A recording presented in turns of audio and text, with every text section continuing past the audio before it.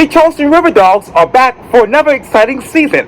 Today, I talk one-on-one with Dave Echols, the president and general manager of Charleston's baseball team, for this edition of Quintin's Close-Ups. And if you haven't already, subscribe to my YouTube channel and like Quintin's Close-Ups on Facebook. Dave Echols with Charleston Riverdogs. Welcome back to Quintin's Close-Ups. Thanks, Q. It's been maybe not quite a year, but always good to catch you. And thank you for calling on us as we start the season. And, it's right around the corner, getting ready. And needless to say, you're the president and general manager of Charleston Riverdogs. But tell me the process about how you all are getting ready for this particular season.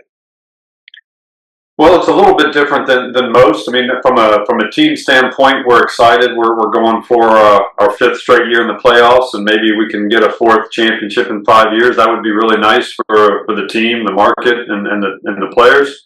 So that's certainly new to us, but something we're excited about as the players just arrived into town. But we also have a lot of we're wrapping up construction work that was upgrading the ballpark, but it's more player facing and player wellness stuff. It's improvements that the public and our fans aren't going to see, but it was improvements that we had to make for Major League Baseball compliance and some other areas that needed to be upgraded. So, and that's coming down to the wire, but we're excited about that. The players are here. They love the improvements, the bigger space that they're getting now. So, it's what's today? Today's Wednesday. So yeah, we've got first pitch in a couple days. So it's pretty exciting. Very exciting. So how long will it take to construct this particular new space for the players? Well, we've been working with Major League Baseball and our local construction partners and architects probably for a couple of years. So, but we started pretty much up to the last out of the 24 season. And then trying to work around a lot that happens at the ballpark with special events. The Citadel plays their games and practices here. So we've had to work around a lot of things and a lot of schedules to try to, get us ready and get things moving. Oh, yes, I saw that in action. Yes, sir. And tell me, obviously, I saw the Instagram stories yesterday about the new roster that's coming in, of course. Yeah. They all taking their picture on Media Day. So how are you able now to market this year's season now that the rosters actually came out? Yeah, when you're at this level of minor league professional baseball, you never really know what your roster is going to be till you get really close to the season, which is where we are now. So now that we do have the roster, we are allowed to market the team, market some players, and really have some fun with them. Because at this day and age, the players are all socially social platform that, they're knowledgeable, they interact. And so when we can connect with them, it just makes it a lot more fun. It adds another level of outreach, another level of exposure. It gives the public and the fans a different way to connect with the team. And so that's fantastic. And we learned, we kind of knew, but nothing was final, but we've got a young pitcher that pitched for the College of Charleston, is from Hanahan. So, we're looking forward to having a lot of fun with him, or at least letting the fans know he's here. And yes, sir. We've got some players coming back from last year and some pretty excitable guys coming in. So I think we got a good shot, a good roster to start the season with, and we'll see what happens. Oh, yeah, that's going to be exciting. So how many people in total will be returning? I think the release yesterday said about 10 or 12. So, and we've got a few that are probably still down in Tampa, either continuing with instruction or rehabbing a little bit, and then they'll be brought up to us, within a few weeks or a month. So that could bump that number up from returning, a couple players. So that's a lot of players. Normally it's about 5 or 6. So to be around 10 to 12, that's a little bit out of the norm, but that's okay too. That means they know what to expect in Charleston, and we should be pretty competitive. Oh, matter of fact, how do you then get those players in an environment, Dave, where they can actually excel on the field, work on what they need to work on, and actually get them to the next level? Well, it's a good question, Q, but thankfully it's one I don't have to worry about. Yes. Because my job is making sure the brand, making sure the ballpark, making sure our outreach is where it should be. The Tampa Bay Rays, all the players and the coaches, specifically the coaches they send here, that's their job to get the players ready to perform, excelling, and then hopefully being promoted to the next level as soon as we possibly can. Now, our paths cross when part of the young player's development process is to learn how to talk to the media, how to interact with fans, and how to give back to the community. So we work with the team and the coaches to do that. But so that's our way of involvement for player development.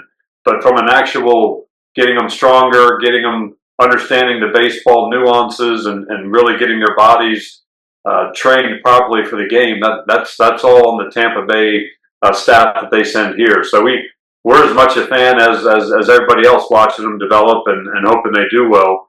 And we're hopefully giving them a ballpark, a clubhouse with the proper amenities and the fan base to help them succeed. And I know, Dave, over at the Riverdog Stadium, you all want to make the fan experience much more exciting when it comes to obviously purchasing food and beverages. So what's new this year?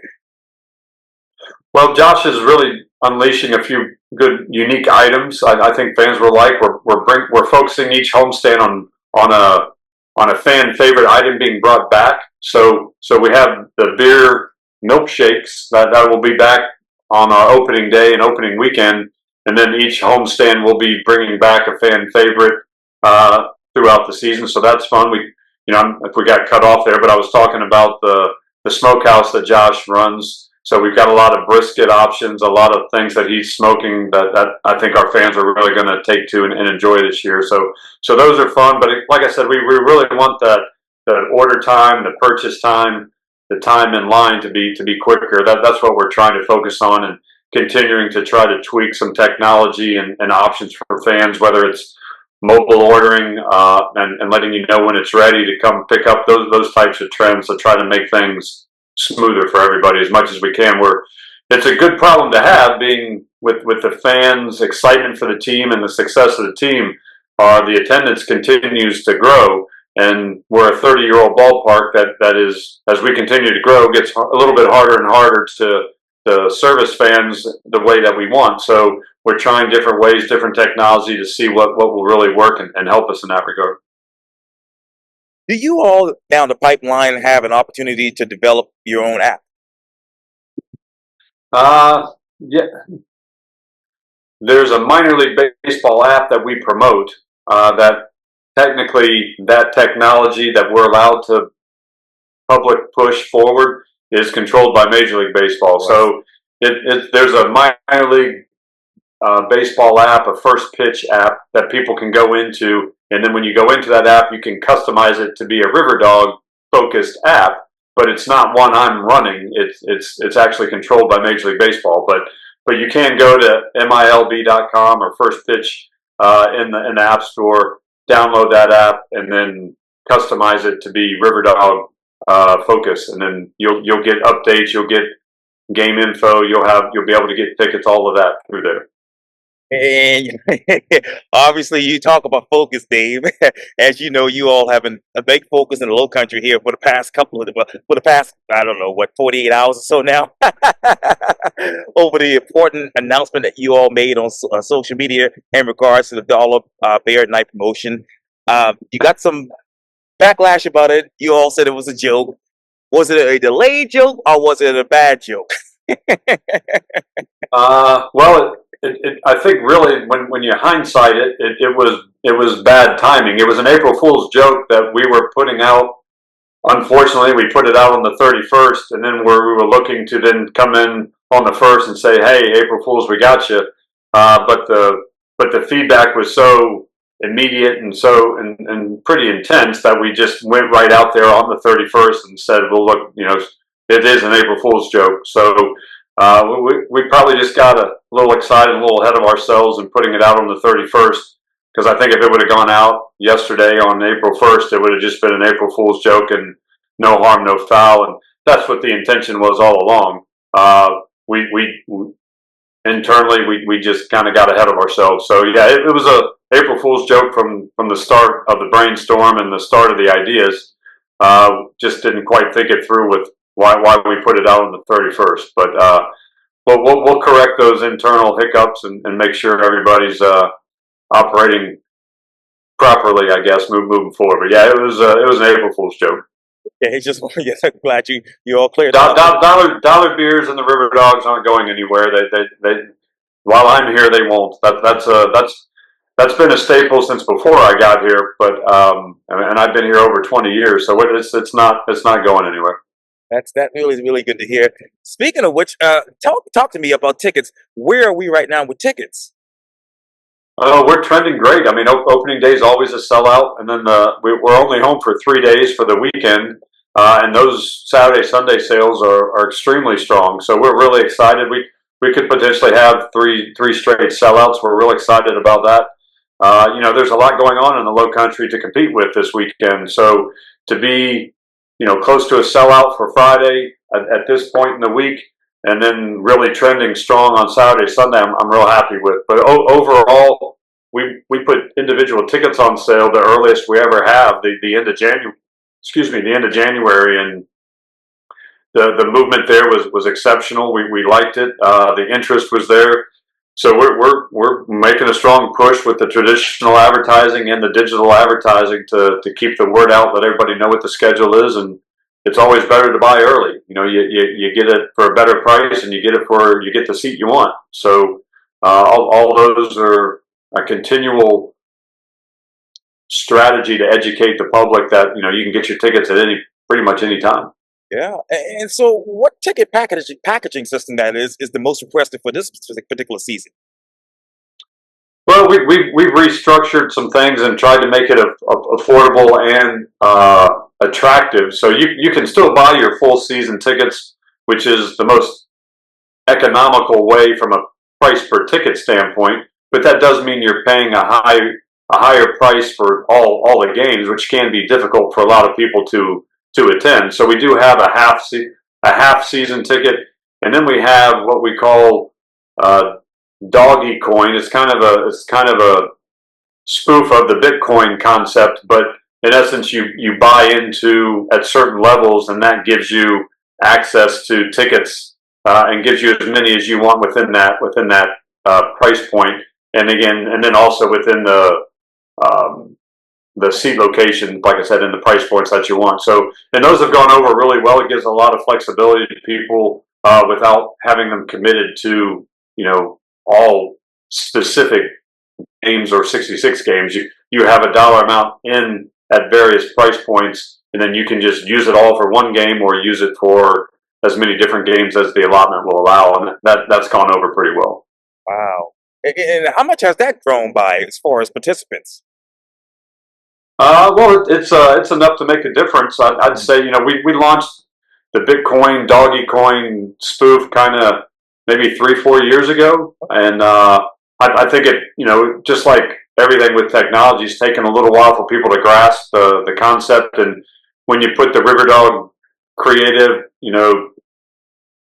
fun spin on things and trying to make sure people understand what we're actually trying to do. So no, it's going well. We're the numbers have increased every year, and so the trend right now is we're going to be higher on the sales for the doggy coin, and really it's a new term. Instead of calling it a mini plan, which is what the old ticket plans for the last 100 years were called. So as people have been seeing that strategy and understanding, it's gone over real well. Well, that's really amazing. And we're hoping that the Cooper River Bridge Run will go well this weekend. And I know Charlie the River Dog will be there. Yeah, Charlie runs in that. We usually get the local winner that comes out for the first pitch after the race. So there's a nice tie-in with the big city event. We just like we try to tie in with the Flower Town, and the Stingrays are having games, and the tennis center's going on. So we try to work with the tennis center out there, so everybody can reap the benefit and the exposure of working together. So there's just a lot going on in the community right now. It really is. It really is. Well, Dave Echols with the Charleston Riverdogs, thank you for your time. And again, welcome back to Quintin's Close-Ups. Thanks, you. Look forward. Maybe we can talk again for the playoffs, hopefully, right? There you go. We'll see what Absolutely. happens. Yes, indeed. Yes, indeed.